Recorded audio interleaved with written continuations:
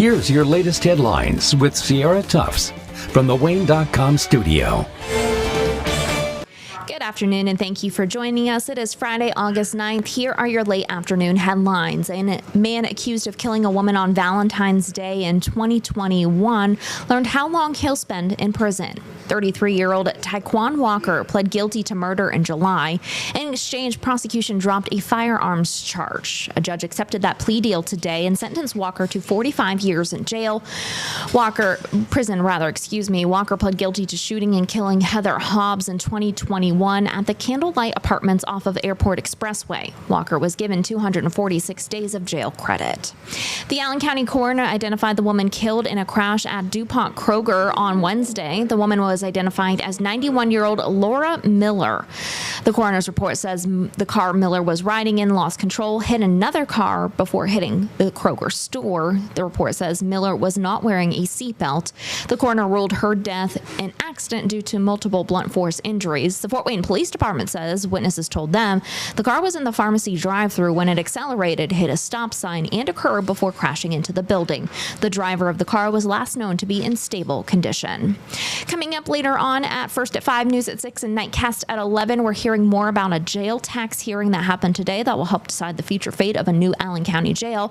Plus, we got a chance to speak to some of the Home Run Derby ex-players, competitors, whatever you want to call them. Look for that coming up today. And also a live report from Downtown Live as they wrap up the summer season.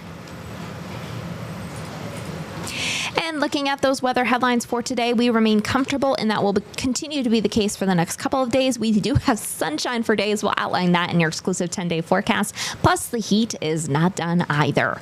Looking at Storm Tracker right now, we continue to mention that the remnants of Hurricane Debbie remain off to the east, bringing a lot of downpours, flooding, even some tornadoes to our eastern states. Otherwise, everything else pretty much all quiet in our area.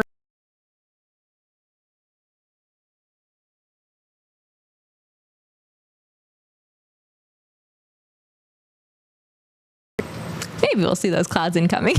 Sorry about that. We're having some stream delays here today, but those clouds are incoming. It's going to make for a cloudier evening than what we've seen all day. And you can see that outlined in our hourly planner. We see a little bit more cloud cover as we head into the evening hours, but our temperatures remaining in that mid to upper 70-degree range. And we do see the winds continue to lessen as we go into the overnight hours as well. Looking at Parkview Field, they are setting up for that home run derby X, which is happening tomorrow at Parkview Field. Otherwise, we can see those blue skies behind some of those clouds, but for the most part, seeing plenty of sunshine as well. Looking at your exclusive 10-day forecast, we can see that sunshine keeping in the area for most of the days ahead of us. Some cloud cover for on those days, sunniest day on Saturday, but our temperatures in the mid to lower 70-degree mark pretty much until Tuesday when we see the 80s make a return. We don't see precipitation into the forecast until Thursday, and then we have a couple of days of rain chances ahead of us as well. Keep an eye on those overnight lows for tonight and tomorrow and Sunday into Monday. Lows in the mid 50s for us. Kiddos might need a jacket when they head off to school. Probably won't need it coming home from school, though, on Monday.